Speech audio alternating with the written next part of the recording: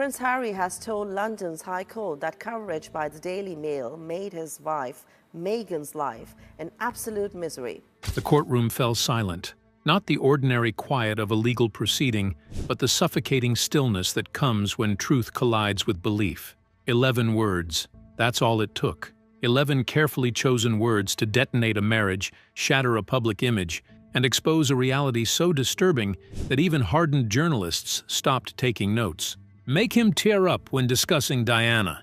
Those words weren't shouted. They weren't dramatic. Judge Margaret Thornberry simply read them aloud from a private message, her voice clinical and detached. But in that sterile courtroom, surrounded by mahogany panels and the weight of British law, those 11 words became a weapon that cut through years of carefully constructed narrative like a scalpel through silk. And Prince Harry? He didn't just react, he shattered. The moment everything changed. Have you ever watched someone's world collapse in real time?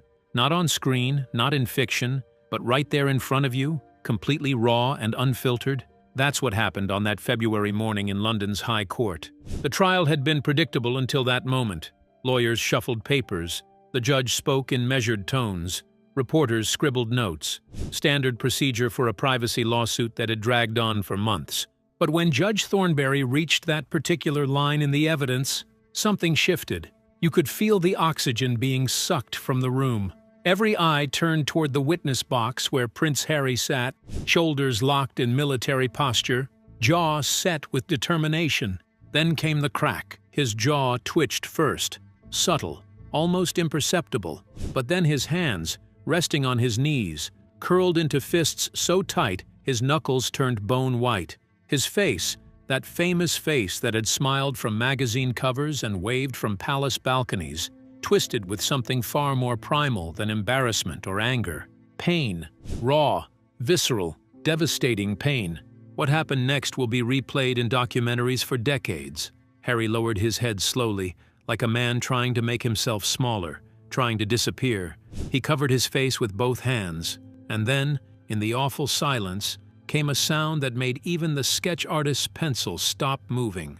A sob, guttural, broken, real, not the polished emotion of a public figure, not the managed vulnerability of a carefully planned interview. This was the sound of a man discovering that the worst lie he'd feared was actually worse than he'd imagined. The betrayal, within the betrayal. Here's what makes this story so devastating. Those messages were never supposed to see daylight.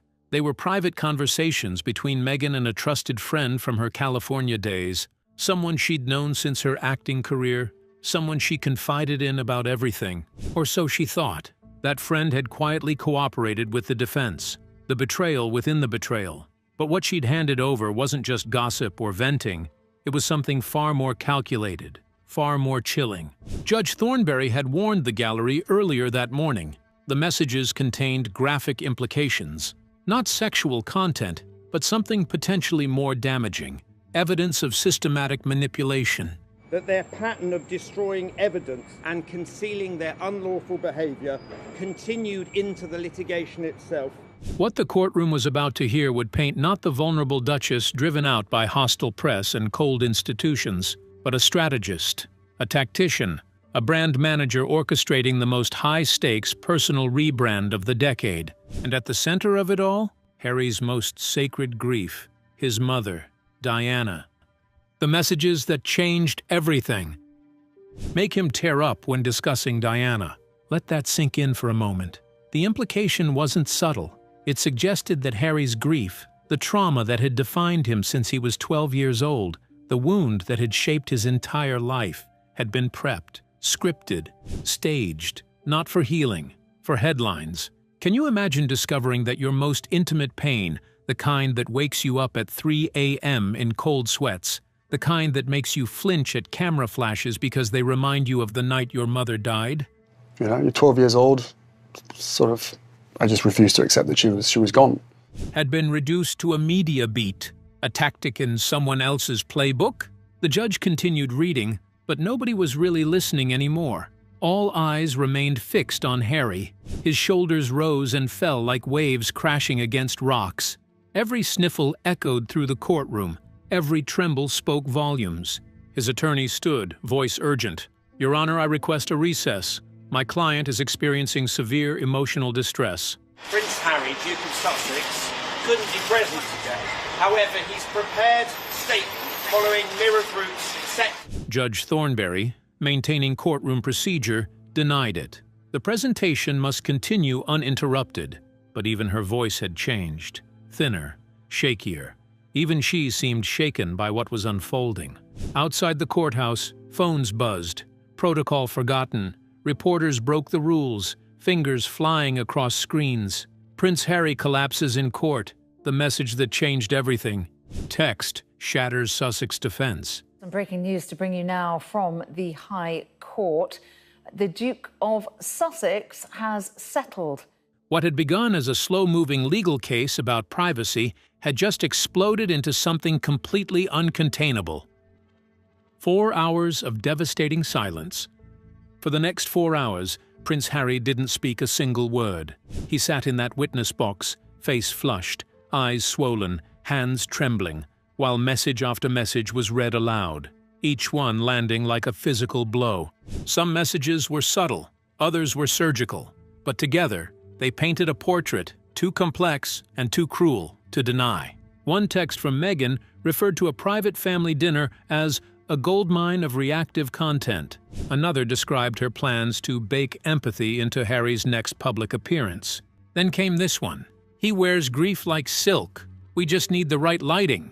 Grief like silk. Think about that phrase. Think about what it reduces a person's deepest trauma to: fabric, texture, something to be displayed under the right conditions for maximum effect. The courtroom was frozen. Even veteran reporters who had covered wars and corruption scandals sat slack-jawed. This wasn't just reputation being dismantled. This was a worldview being destroyed in real time. The therapy sessions were rehearsed. The court entered what the defense called narrative construction and manipulation phase. It began with messages relating to Harry's therapy disclosures during the Oprah interview. You remember that interview, right? The one where Harry opened up about feeling trapped, about his struggles, about the system that had suffocated him. Meghan's private texts dissected his language like a director reviewing an actor's performance. Good. That line about trapped in the system landed well. But next time, pause longer before "I couldn't even call my grandmother. It needs space to breathe." There were rehearsals. You know, my grandmother has been amazing throughout. After my grandmother had said, "The moment you land..." Whole paragraphs that appeared nearly verbatim in their interviews, now traced back to Meghan's drafts with annotations. Insert breath here for a motion catch. Glance down and rub fingers when saying, "My brother stopped taking my calls." Each revelation chipped away at something once believed sacred. Harry shifted in his seat. His back stiffened, then slouched, then sagged entirely. At one point, he rubbed his face so hard it left red streaks across his cheeks. His lawyer leaned over, whispering urgently. Harry didn't respond. He looked like a man trying to physically retreat from his own skin. The message that broke him. 2 hours into the presentation, the courtroom air had become unbearably heavy. That's when Judge Thornberry read the message that silenced even the legal teams. He still wants their approval. "It's pathetic, but I can use it. The guilt over his mother makes him easy to redirect. That's the engine." Someone in the back row whispered, "Jesus Christ," before catching themselves. Harry flinched, but he didn't sob this time. He just closed his eyes, then opened them again, slower, more hollow, like something had shut off behind them, like a flame had been extinguished. His security detail exchanged glances. One officer took a subtle step forward. Another unhooked a water bottle from his belt. They didn't act, but they were ready. According to a palace aide present, Harry looked as if he had forgotten how to be in his own body. When the judge asked if he needed a recess, Harry didn't answer. He simply nodded. Not defiance, not defeat, just emptiness. The nod of a man whose decisions had all been taken from him by timing, by evidence, by someone he'd trusted more than life itself. The monetization of royal pain. After a 30-minute break, Harry returned physically present but emotionally absent. His gait had slowed. His eyes were rimmed with red. His suit jacket hung off him like borrowed fabric. There were visible tissue marks on his sleeve. One of his lawyers tried to hand him a notepad. He didn't take it. And then the presentation continued. The court entered Phase 3, the monetization of royal pain. Messages discussed which childhood memories still had shelf life. Meghan had written to her friend about whether to include certain traumas in her podcast or save them for her book. Don't waste it all on the first product. Harry's got layers. The abandonment arc still hasn't been fully tapped. Abandonment arc. Like his childhood trauma was a television series with multiple seasons to exploit. Another message read, "We need to get a clip of him saying something about the Queen's corgis. Nostalgia is pure engagement." By this point, Harry was no longer reacting to individual messages. His hands were limp, his eyes fixed on the edge of the witness box, his breathing shallow. The only signs of consciousness were the slight twitches of his jaw and the rhythmic rise and fall of his chest. The judge noticed. She paused again, looked toward the bench. "Does the witness need another break?" This time his lawyer answered for him. "Yes, Your Honor. He needs a moment. He is not well." Harry didn't move. He just stared ahead, as if the act of standing would tear him open. When court recessed, he didn't walk out on his own. Security flanked him on either side, guiding him like paramedics leading a concussion victim down a hallway. The 3 categories of betrayal.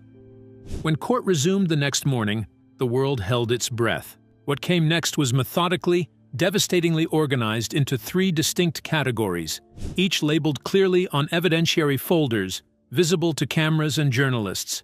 Category 1, monetization. Category 2, family manipulation. Category 3, emotional exploitation.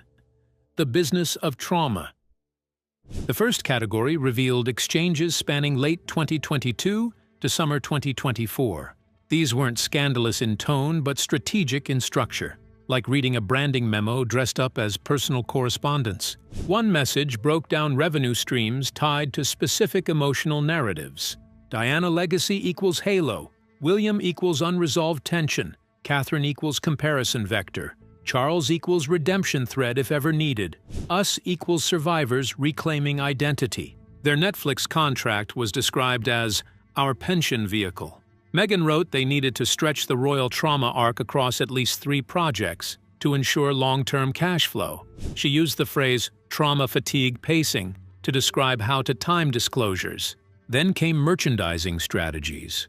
A children's brand featuring royal resilience themes. A plush toy line called Archie Bears, a motivational picture book tied to their daughter's name.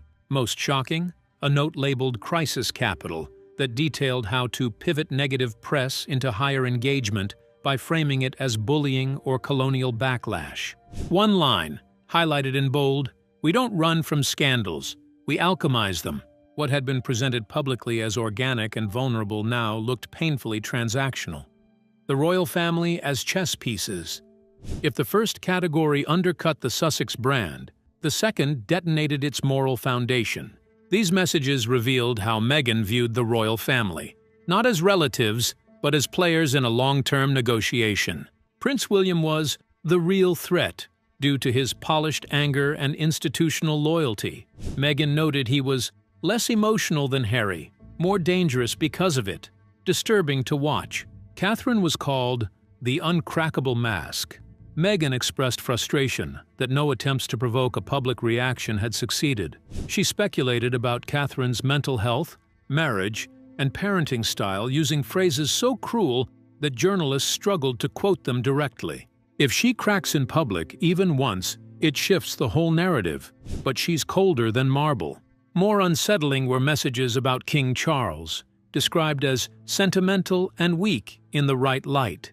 Meghan suggested he could be used for public reconciliation if we ever need to soften the brand, adding that his guilt over Diana could be a lever if pulled properly. But perhaps most emotionally devastating were references to Archie and Lilibet. "We'll decide later how Windsor we want them to appear. Titles matter, but not as much as optics." Optics. The royal blood of her own children weighed against headlines. The coldest messages of all. The final category was the deepest cut, not because it exposed cruelty, but because it revealed coldness. These messages were exclusively about Harry, his vulnerabilities, his traumas, his inner world. and how to shape them. Meghan recounted a therapy session Harry attended. He opened up about the tunnel dream again. Said he keeps seeing his mother's face before the crash. I told him to write it down. Could be powerful, open to something bigger. Something bigger. Grief transformed into content. There were discussions cataloging Harry's night terrors, his fear of helicopters, his guilt, his shame, all indexed like database entries. But one message silenced the entire courtroom. He said he misses his brother. I told him that's just memory, not reality. That nostalgia lies. Had to redirect fast. He was drifting. Redirect fast. He was drifting. This wasn't communication. It was control, emotional re-steering, the careful trimming of human connection. Harry's face, as this was read, ashen and motionless, spoke louder than any outrage could. He didn't protest. He didn't cry. He just stared. The final blow. Nothing compared to the final message, read slowly and quietly by Judge Thornberry. Harry's love for them is a vulnerability. If we don't manage it, it will derail everything. Not his love for me, not our love for each other. His love for them, his family, his past, his identity. As the courtroom sat in stunned silence, it became devastatingly clear. These messages hadn't just destroyed a narrative. They'd revealed a machine, a mechanism for controlling perception, emotions, and people, with Harry at the center, not as a prince, not as a husband, but as a tool. The aftermath begins.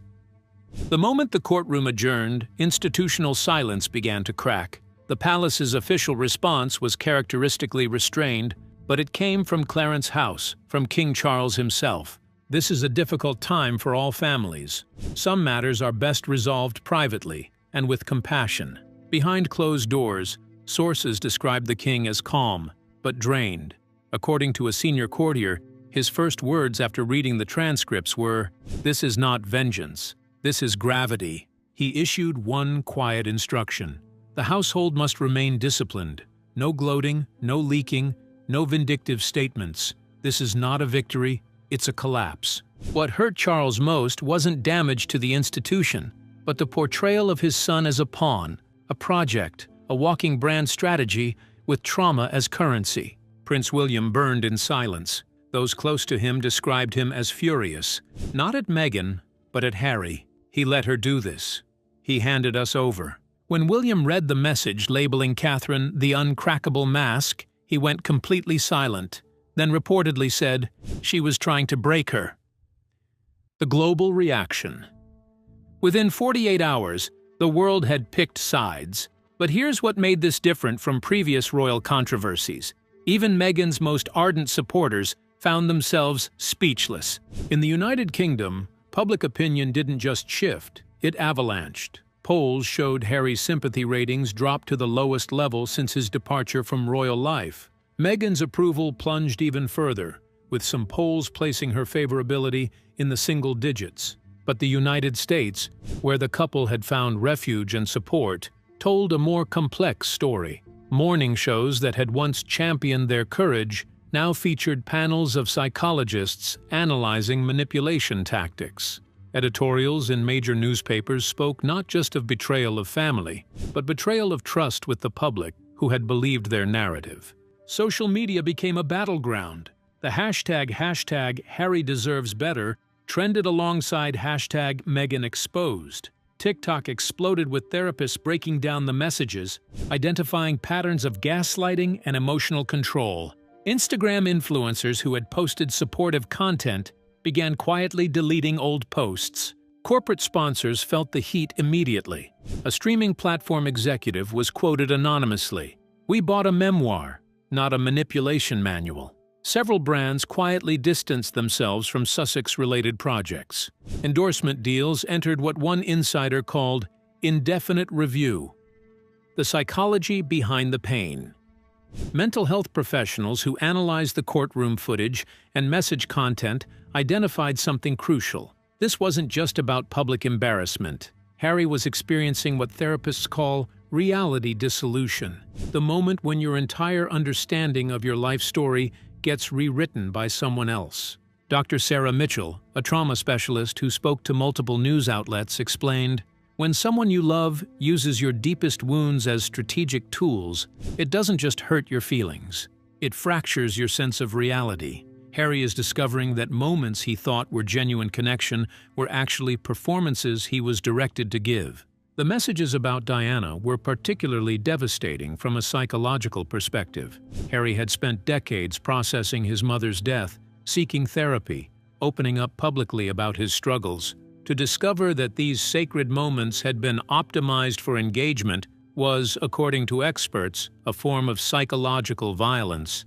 "It's one thing to be betrayed," noted Dr. Mitchell. "It's another to discover you were never actually living your own life. You were starring in someone else's production." What the palace knew. Perhaps most disturbing were the quiet revelations about what palace insiders had suspected all along. Multiple sources, speaking on condition of anonymity, confirmed that senior royals had noticed troubling patterns years earlier. One former aide recalled a conversation with Prince William in early 2020. He said something I'll never forget. He said, "My brother speaks differently now. He uses words that don't sound like him. It's like someone's written a script and he's reading it back." Catherine had apparently noticed it too. Friends described her frustration at watching Harry and Meghan's interviews, recognizing phrases and anecdotes that Harry had once told differently, now repackaged with new emotional emphasis and different conclusions. King Charles, ever the diplomat, had tried to bridge the gap, but according to insiders, even he had expressed concern to trusted advisors. "I don't recognize my son's voice anymore." The words are his, but the message feels manufactured. The tragedy, these sources noted, was that no one could say anything without sounding paranoid or controlling.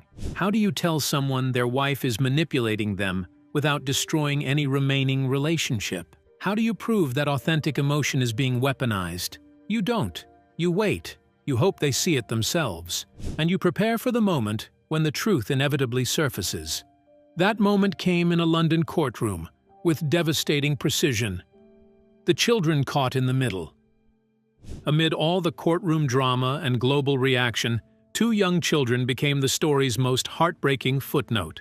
Archie and Lilibet, referenced in their mother's messages as branding opportunities, now represented something far more complicated: innocent casualties of adult warfare.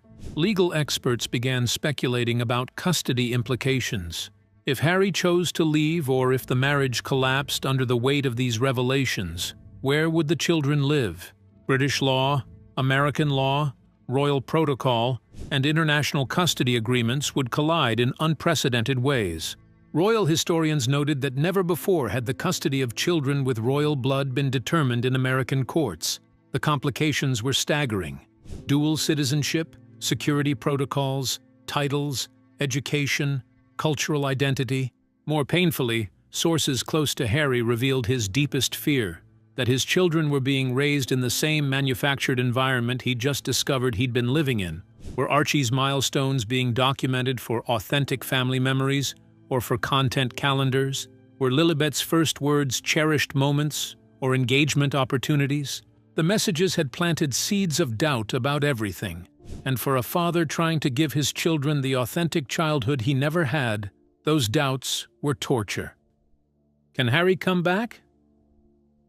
Public sentiment began shifting, not away from Harry entirely, but towards something unexpected: pity. Millions watched the courtroom footage. Millions saw the shaking hands, the blotchy face, the silence of a man undone. Mental health experts weighed in, noting signs of gaslighting, codependency, trauma manipulation. Suddenly, a new narrative emerged: not Harry the betrayer, but Harry the betrayed. King Charles has reportedly communicated through intermediaries that Harry would be welcomed back to the UK privately, quietly, without cameras, not as a working royal, but as a son in need. The institution has rules, Charles allegedly said, but a father has none. Even Catherine, hurt though she is, believes the children deserve connection to their roots. Only William remains silent. His wounds are different, sharper, deeper. The betrayal between brothers isn't constitutional, it's personal. 3 roads forward. Harry now faces 3 paths: stay, rebuild, renegotiate, Try to forgive the person who may have rewritten his life story. Leave. Divorce? Disengage. Fight for custody and identity across the Atlantic. Return. Come back to the UK, to a family still reeling, to a public still uncertain, to an institution that may offer comfort but never forgets. Each path carries a price. Each demands sacrifice. But only one offers truth. And after everything, after the tears, the transcripts, the trauma, truth is what Harry may now crave most of all. Because in the end, no matter how far a prince travels, no matter how many crowns he walks away from, he is still a son. He is still a brother. And perhaps someday soon, he might be ready to come home. The question isn't whether the door is still open. The question is whether Harry has the strength to walk through it. What do you think? Can love survive when truth shatters everything you believed? Can Harry find his way back? Share your thoughts below.